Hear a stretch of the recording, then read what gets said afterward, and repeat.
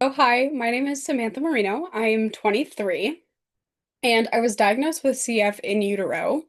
So my mom knew before I was born that I was going to have cystic fibrosis. The doctors figured it out fairly quickly. Dr. Seashore, I will never forget that man's name, diagnosed me. And then I was born early because of symptoms. I was starting to become a little unhealthy. So they did an emergency C-section. I was in the ICU for quite a while. I had to be moved quickly from one hospital to another because the other hospital just had way more means to care for me with the CF. I was always a pretty healthy child beyond my routine CF clinic visits and things like that. I never really had too many scares or anything that was super abnormal. The one thing that really sticks out to me when thinking about my health in childhood is my meds. Always having to go to the nurse to take my meds in my applesauce. And there was this one girl that would always walk me to the nurse's office to take my meds in my applesauce so I didn't have to do it alone. And to this day, she is still my best friend. So it created like a bond between us. And whenever I think about taking my meds and sometimes the way that people would look at me when I take my meds, I always think of her because she was always there to support me. In like kindergarten when I would walk and break them open in applesauce because I couldn't swallow the actual capsules. It really wasn't until I was in probably high school that I really started to experience some more intense and like hospitalizing symptoms of CF. So in childhood, I was pretty active, pretty healthy given the diagnosis.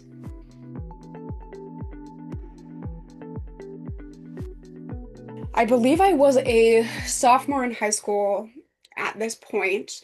I left the region that I grew up in to go to a specialized high school that was specialized in agri-science.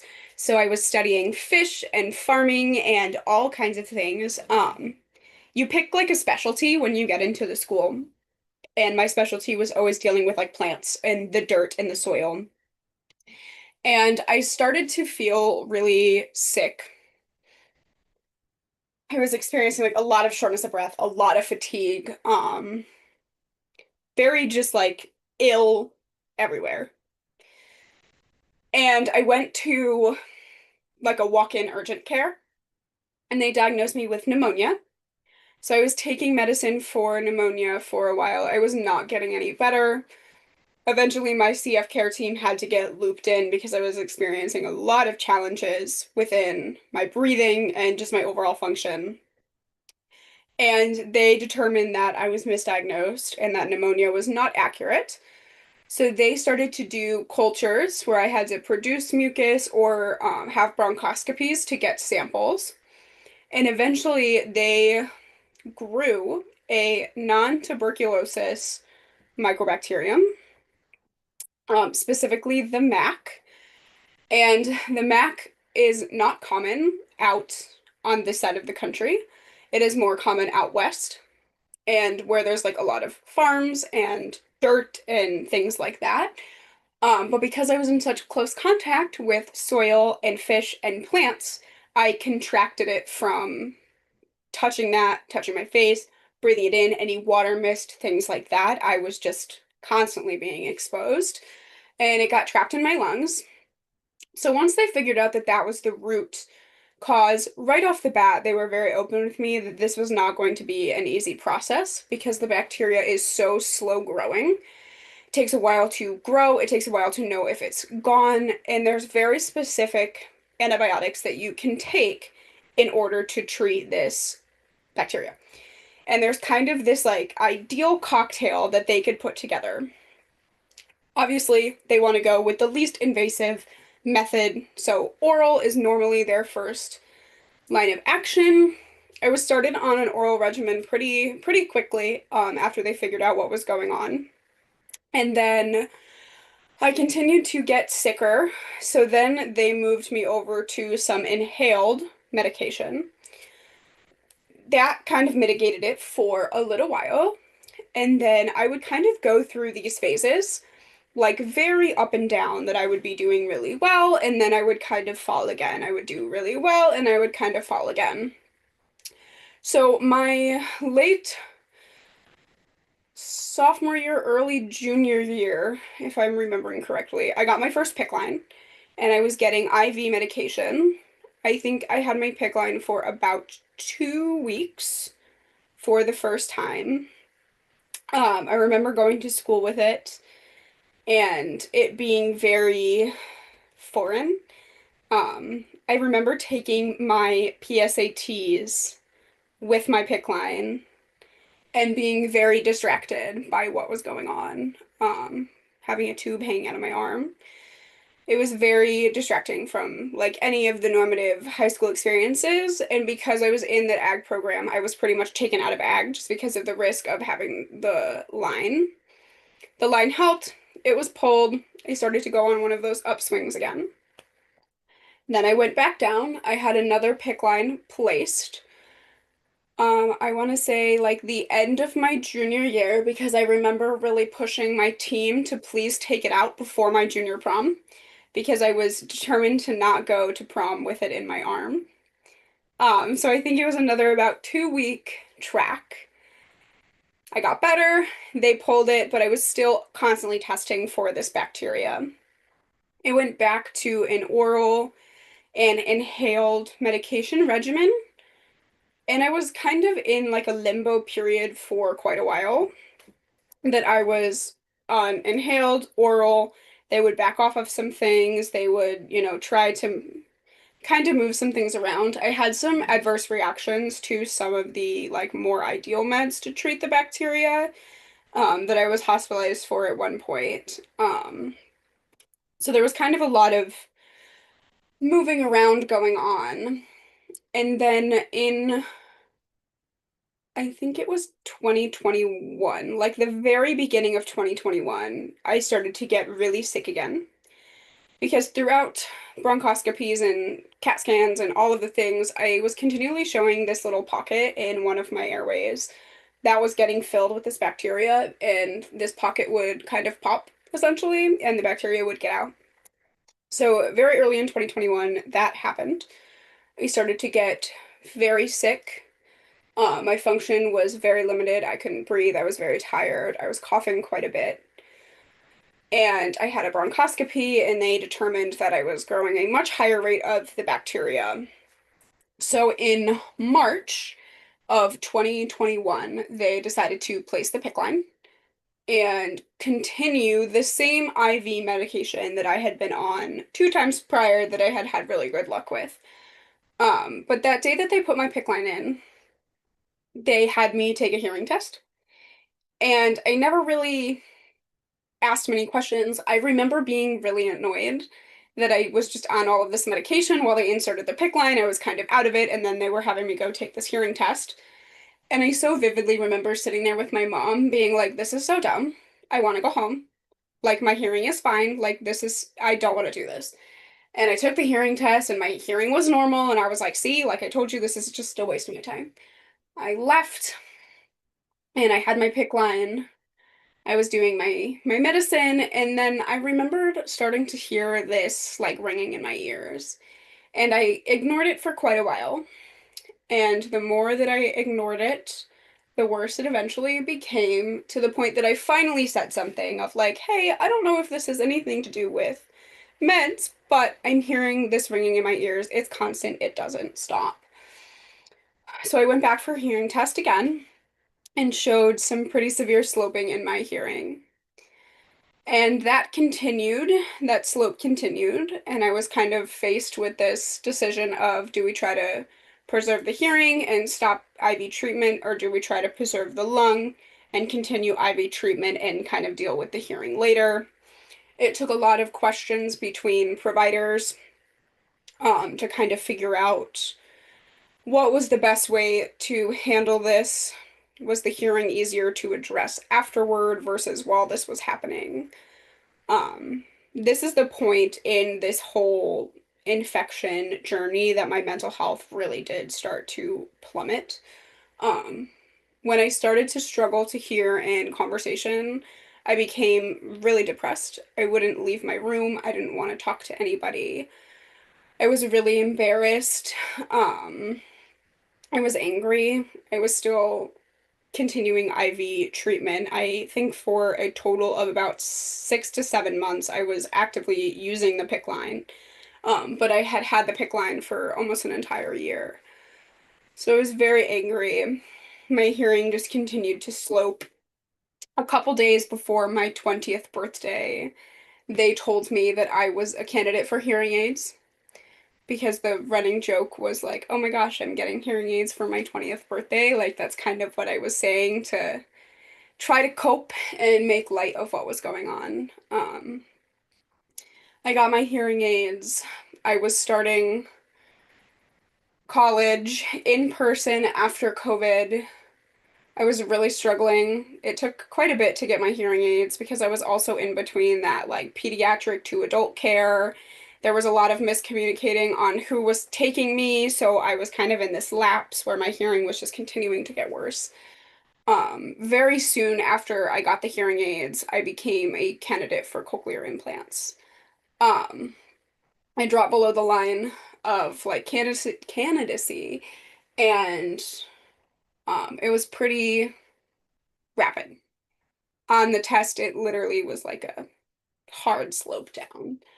Um, Eventually, through a lot of soul searching, I decided that I needed to get the cochlear implant, that that was the only shot that I kind of had at redemption. But I felt very resentful, and I was very scared that this was happening, and I was very scared that this was going to be my new normal.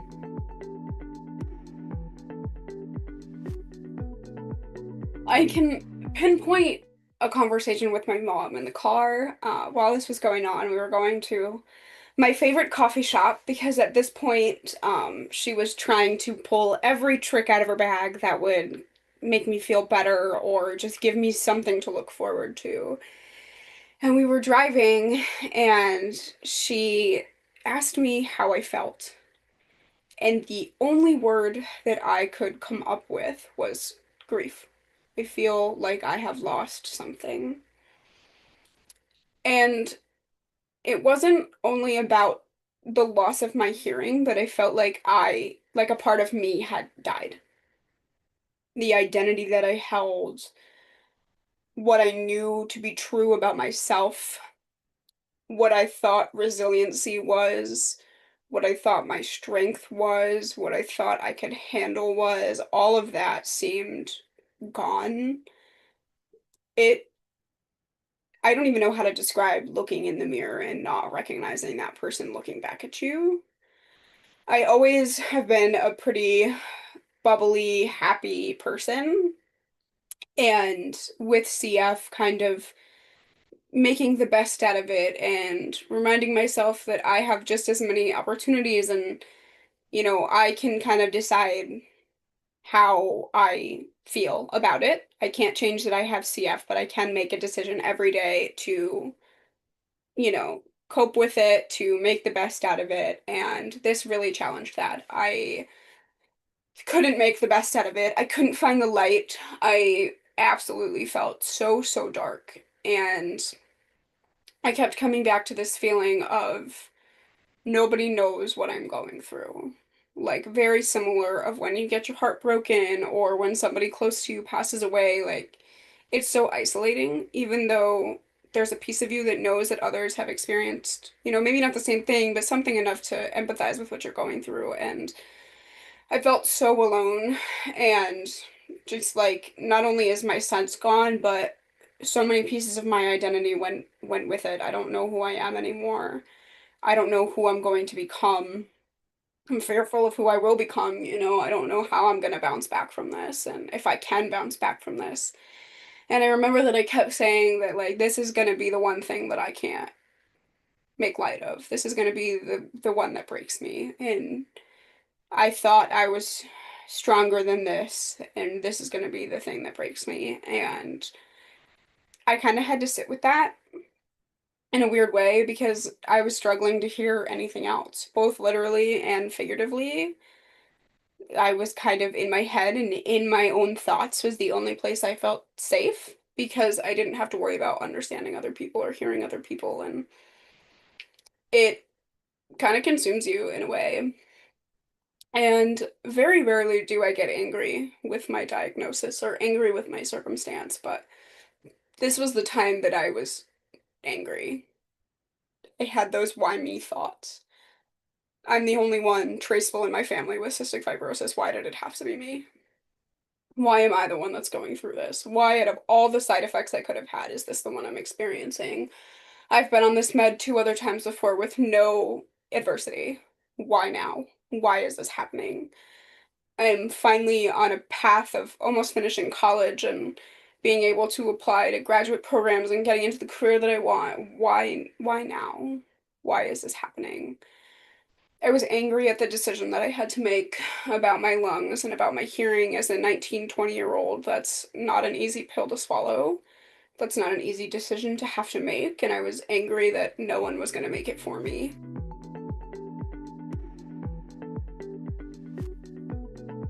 So I went back to therapy, and I think not the therapy itself, but the decision to go back was kind of my first step up in making peace with this and talking about it and having to verbalize how I felt about it and voice my fears and my anger and just kind of have a safe space to get it out.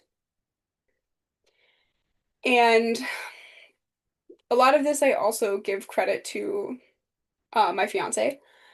We met about a month before I went in for my first cochlear implant surgery, and I truly don't know if I would have made it through that without him. He truly reminded me what it was like to be loved for who you are and have every aspect of you be loved and appreciated. And he made me feel so good about myself and my deafness and the identity that I was forming. And he made me feel like I could form that identity and be okay with it. So having him throughout that process really brought my life back. I tell him all the time that I wouldn't be where I am without him, and he doesn't believe that, but that is the truth. He made me fall back in love with life and made me see a life beyond what was happening right then and there. Um, the healing really came with being honest with myself and allowing myself to feel those feelings that I was trying to push off and bury. When I got my first cochlear implant and I really started experiencing the sounds again, it felt new and different because nothing sounds the same. So you have to kind of relearn what the sounds are like. And it brought me back to like a very childlike place where you get to learn what things are and what they sound like and how to say them. And I tried to make it as enjoyable as I could for myself. Like I would go to coffee shops and just sit and listen and identify sounds, and I would talk to people and hear voices, and I kind of really had to push myself outside of my comfort zone to be able to embrace myself in the world of cochlear implants and what that meant for me. And I had the support of my family and my friends, and that really gave me the backing that I needed to prove to myself that I could do this. Uh, it is a sense of pride now that I get to be, a part of such an amazing community of people and experience life in a different way. I really had to lean away from the idea that this was bad or that this was like a step down from what my life was, and I really had to find my heart in the deaf community and appreciate a different experience and appreciate the people that I get to kind of experience it with.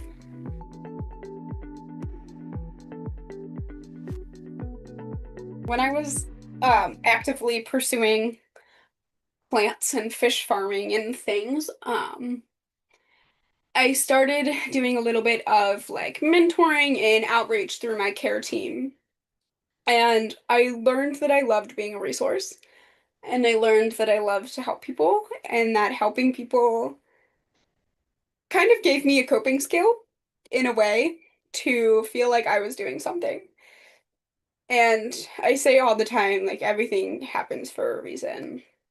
And I think having CF and getting this diagnosis was it happened for a reason. And when I started helping people and experiencing what outreach can do, I felt like I found my reason and my purpose and why I was given CF and the answers to all of those questions of like, why did this happen to me? So when I finished in my plant studies, I declared into college as a psychology major when I applied. And I remember my teachers in the ag program used to write on the top of my papers, like, are you sure you want to leave this for psychology? Like, this is so fun. And I went into college as a psychology major. I graduated with a degree in psych. And then right after I finished my undergrad degree, I applied into graduate school for clinical mental health. And at this point, I'm about 7 weeks away from being completed. And being a mental health professional is everything that I ever hoped it would be.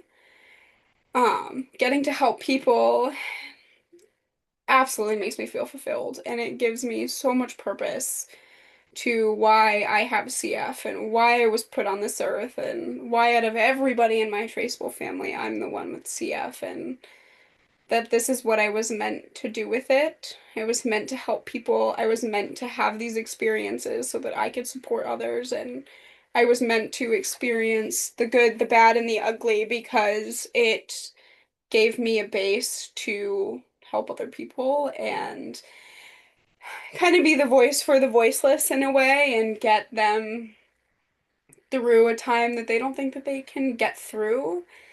And it's the most beautiful experience. Being a therapist is such a beautiful place to exist with somebody and being a safe space and being the person that they come to with things and helping them find what you know is in them that they're just struggling with. I truly don't think I would have ended up in this profession without my CF and without the experiences that I have been through. And I love what I do.